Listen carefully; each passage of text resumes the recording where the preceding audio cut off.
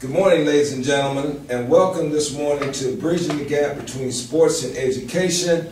And this morning I had the very proud experience of interviewing Mr. Corby Jones, all-time great at MU in Columbia, Missouri, and a graduate from the law school in Columbia.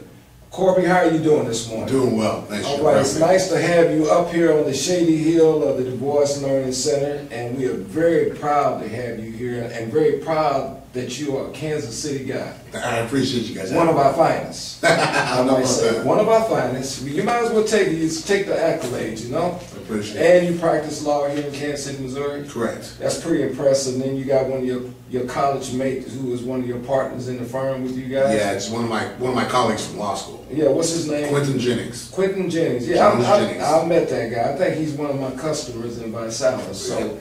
So why don't you tell the listening audience about who is Corby Jones? I don't know where to start, actually. I mean, I guess I start from the very beginning.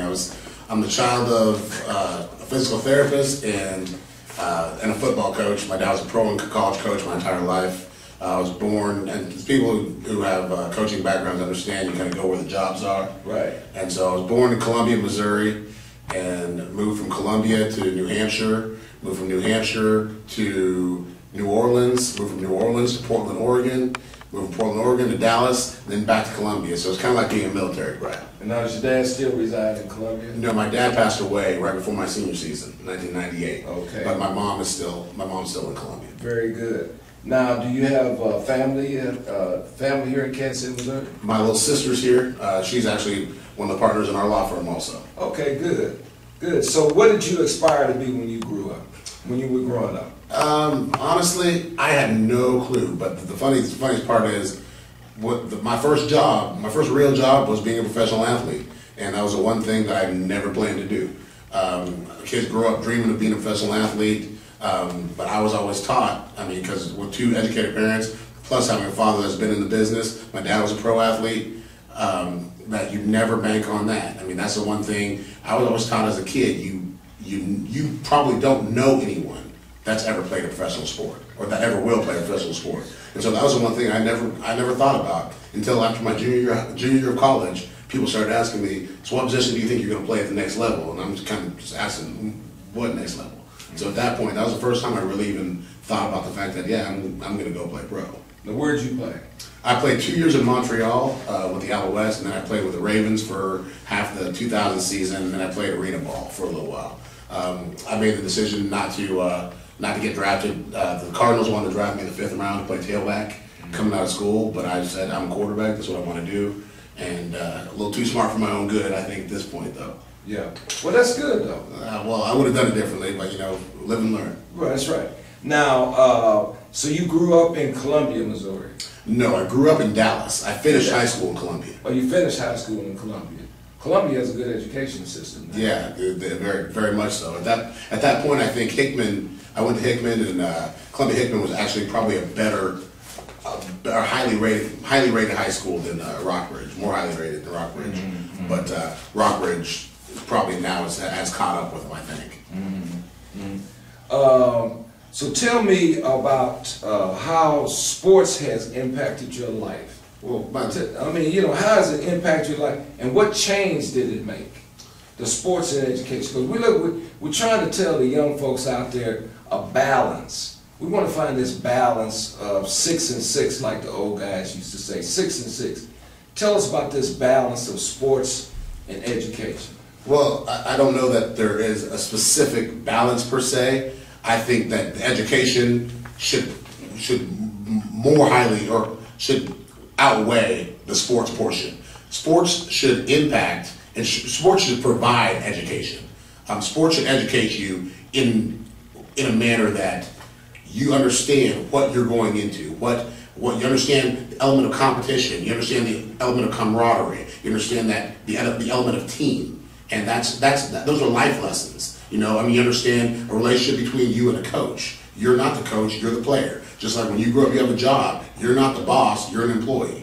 Nine times out of 10. So you have to understand how to accept leadership, how to interact with somebody in a superior position, and understand how to interact with fellow employees, just like a team. And everybody has to know their role. And without everybody doing their role, then you have no team.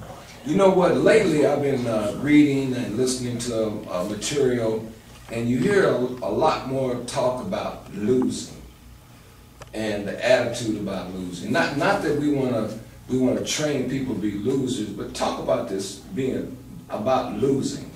I think, nowadays, I think as kids grow, the adolescent child or pre-adolescent child, I think, is being taught, or there's been more of a focus on, okay, let's not keep score. Let's not show the element of loss. Let's make sure everybody knows how to win. I personally disagree with that completely, because the reality is, if you don't know how to lose, you don't know how to win. If you don't know how to lose gracefully, you don't know how to win gracefully. I don't understand the premise that the kids all of a sudden just wake up and they know, okay, so now we're keeping score, so now I won. Kids are smart, inherently. So kids understand, I don't care if you're not keeping score, you know who made more baskets, you know who made more goals, you know who scored more touchdowns. So you know what winning and losing is. And I think in order to understand, in order to grow as a person, you have to face adversity. And without losing, you can't face adversity. And that's when true character is displayed. Very good. You know, a lot of kids that play sports, they don't focus in on education, and then some of it is not being promoted at home. Now, in your home, like when you were raised up, did your parents promote education? Very much so. It all starts at home. Both my parents, again, were highly educated. My dad was while my dad was a coach, he also had a master's degree in education. I was held to a different standard than school standards. If I didn't have a B in my classes, my mom wouldn't let me play. So, and I had an interaction one time with my college football coach. Our head coach called me into his office because I had missed a class, and I had to run with everybody else who misses a class. And I sat down with him and I said, Coach, I understand I'm an example, but you don't need to worry about me not getting my grades. I said, because I'll have to deal with my mom before I have to deal with you. And he knew my mom, so he understood from that point on. We were always good. I graduated 3.5, grade point average. I was a national scholar athlete. We were just fine from that point on. Yeah, that's very good. And it was promoted with your sister as well. Without a doubt. I mean, my brother was Ivy League graduate. My older brother was an Ivy League graduate. My sister was a full ride to Hofstra Law School. I mean, that's what this comes from home. You know, this doesn't come from where, again, no one really wants to go to school. No one really wants to study all the time, but it's something that you have to do in order to succeed. Mm-hmm. Now, let me ask you this question here, and I'm looking at you guys, Quentin coming in this morning, and I see a sense of clarity, a sense of transparency in your character. What is your position on health? On health with regard to? Health as far as keeping your body straight, working out, diet, and that kind of stuff. Well, I think everything starts there. You know, I think in order to... And because the reason I ask that, because a lot of kids that are growing up, they have this, they don't want to create this balance of food, you know, and then the parents are not promoting this balance of food. Vegetables and, you know, fruits and water and even the personal hygiene part, you know, which is my coin phrase with this whole show, is to look sharp is to be sharp. So it says a whole lot. And my mother used to say, pretty is as pretty does. Correct. So, you know, tell me something about health.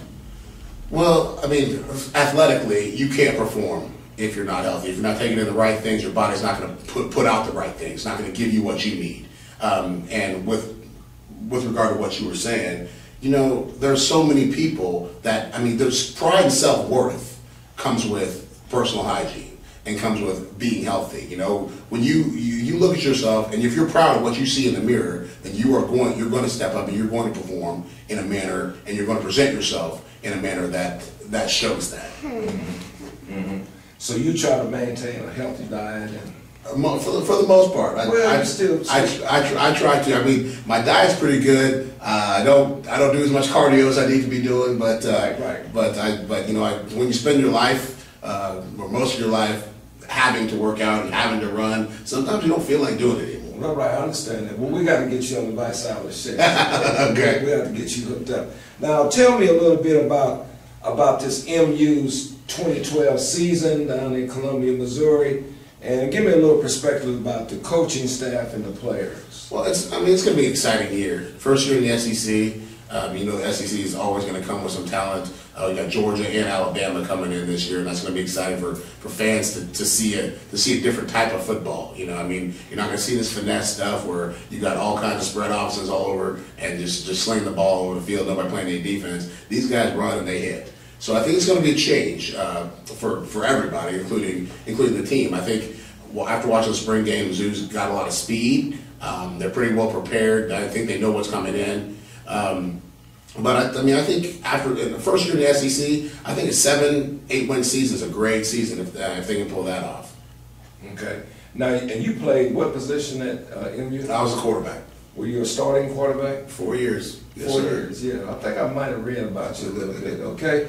Now, give me a word that you can give to the young people about football and your experience of playing football down in Columbia, Missouri. Maybe give me one of your greatest games that you can remember, and that the fans out there might connect with. The game that everybody still brings up is the '97 Nebraska game. They still play it on ESPN all the time. Nebraska was #1 in the nation, and we hadn't had a winning season in 14 years, and we just beaten Baylor to secure a winning season, and we've beaten Texas already, and we've beaten Baylor, and we're going into Nebraska was coming into our place for a rivalry weekend, and Penn State. The big game was Penn State versus Michigan, and they were like #2 versus #3, and that ended up being a blowout. The whole nation switched to our game because Nebraska had given up 38 or 21 points all year, and we hung up 38 on them and lost the game in overtime. The game was the kickball game because to send the game, we're winning the game, send the game into overtime with no time left on the clock.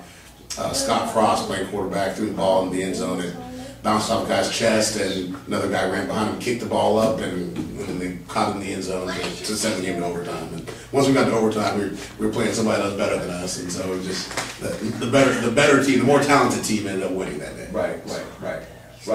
Well, it's been a plum pleasing pleasure to talk to you this morning here on Bridging the Gaps between sports and education. I would like to encourage you to reach out and help someone as you move along. Be able to be a shining example to maybe some young person as you move along. Participate in the community and share your story, because facts tell, stories sell. The other thing is, I like to encourage people in Kansas City, Missouri, every Tuesdays and Thursdays I give a challenge party with my Visalis product. Visalis is Life, Health, and Prosperity at the Lincoln Building on 18th and Vine at 6 p.m. That's Tuesdays and Thursdays. I would encourage you to come out to find out how to lose weight or get fit. Also, I always like to leave with this coin phrase, is to look sharp is to be sharp, ladies and gentlemen. And we'll be looking for you out there in the Kansas City community. And please view this and share it with your friends and family. Again, to look sharp is to be sharp. And thank you this morning, Corey. No problem. I appreciate it.